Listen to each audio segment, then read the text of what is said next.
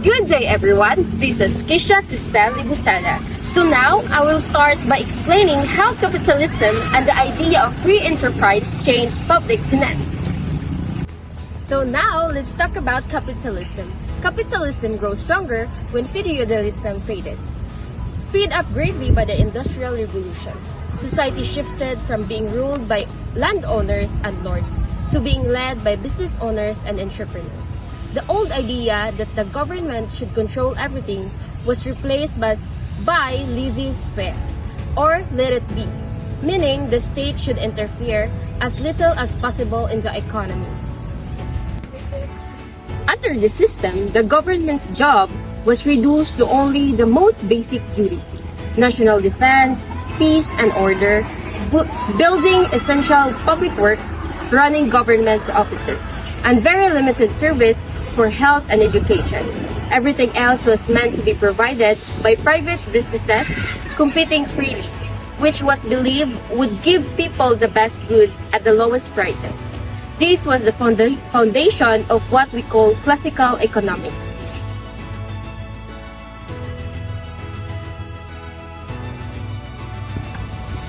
Good day everyone, my name is Regine Bitaer and today I will tackle about Adam Smith and classical principles. So, Adam Smith wrote an inquiry into the nature and causes of the wealth of nations in 1776. His work became the main guide for public finance for more than 100 years. He explained that people working for their own profit naturally help society, as if guided by invisible hands.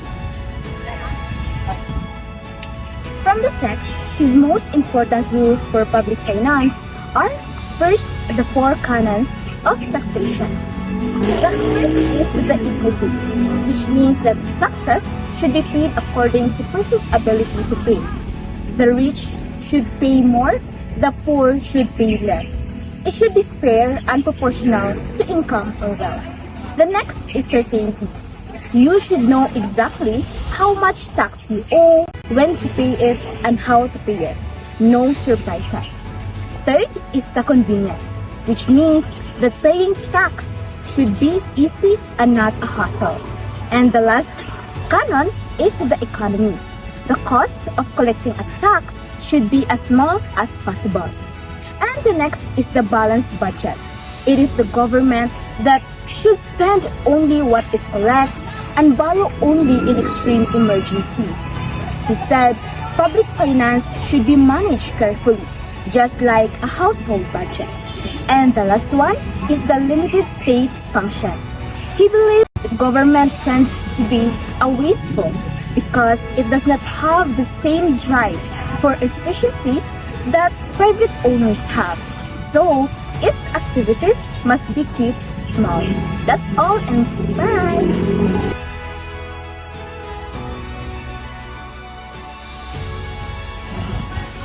I am Bianca Tagubase and now let's move about other important thinkers. Building on Adam Smith's work, other economists added important ideas that still matter today. So the first one is with David Ricardo. His study who actually carries the weight of taxes. This work became the basis of making sure taxes are fair, equal, and progressive, meaning those who earn pay more. He also helped improve how we understand public borrowing. The second one is Adolf Wagner. He was the one of the first to say that government should use taxes and spending to reduce the gap between the rich and poor. This started the idea of fiscal policies meant to share wealth more fairly. And the last one is John Stuart Mill. He also believed that in free enterprise that limited government because too much spending become a burden taken from people earning. He still agreed that some government action is necessary for the safety and welfare of the whole nation.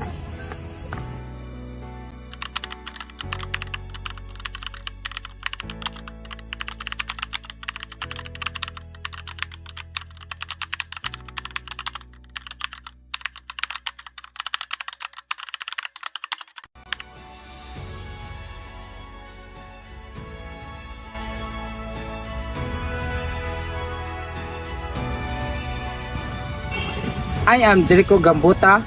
Now let's talk about the crisis of capitalism and Keynesian economics. For a long time, these classical ideas were followed, but one huge event proved they were not enough. Before 1930s, everyone accepted that if the government stayed out of the way, the economic would work perfectly. Everyone would have jobs, and all resources would be used well. Then came the Great Depressions of the 1930s. Factories closed, millions lost work, and economics collapsed. And waiting for the market to fix their only made things worse. It turns out that free markets naturally go through up and downs like inflations, stagnations, and recessions that they cannot solve on their own. In 1936, John Maynard Keynes published the General Theory of Employment, Interest, and Money, which completely changed how we look at public finance. So first is the government must actively manage the economy, not just stand. The next is taxes and spending are not just for raising money.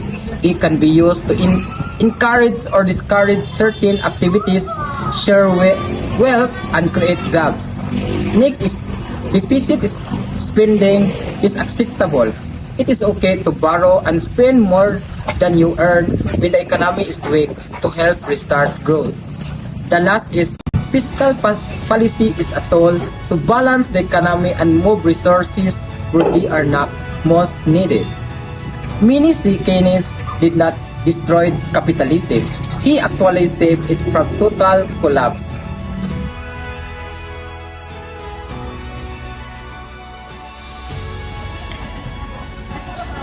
And lastly, I am Joanna Marie Enriqueta. And finally, let us explain why all these ideas matter so much to us as a student of public fiscal administration here in the Philippines. So from the classical thinkers, Adam Smith's principles are not just history. They are written into our laws. For example, the canon of equity is found in Article 6, Section 28 of 1987 Philippine Constitution, which says taxation must be uniform and equitable.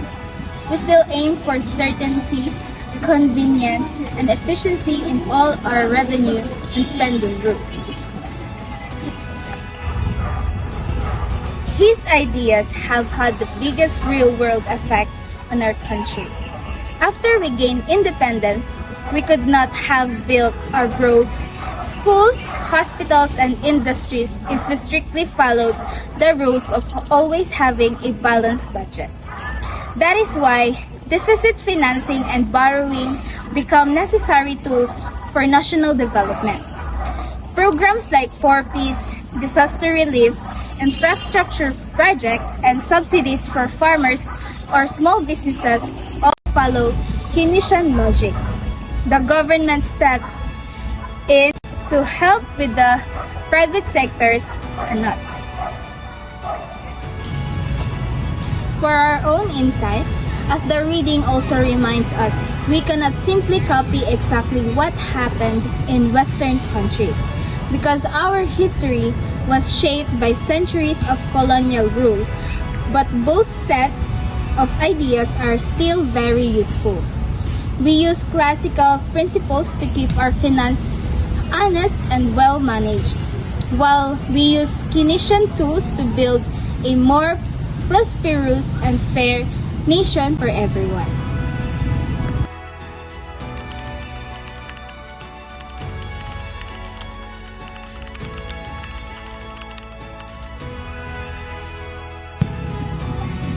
We learn from the past not to copy it blindly, but to build a fair, responsible public finance system that truly serves Filipinos.